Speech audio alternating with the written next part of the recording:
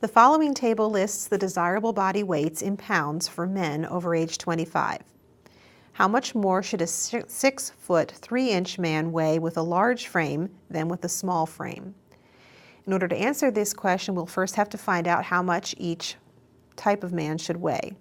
So we start with the height 6 feet 3 inches and move across to the column that's the large frame and find that a man with a large frame of that height should weigh 204 pounds.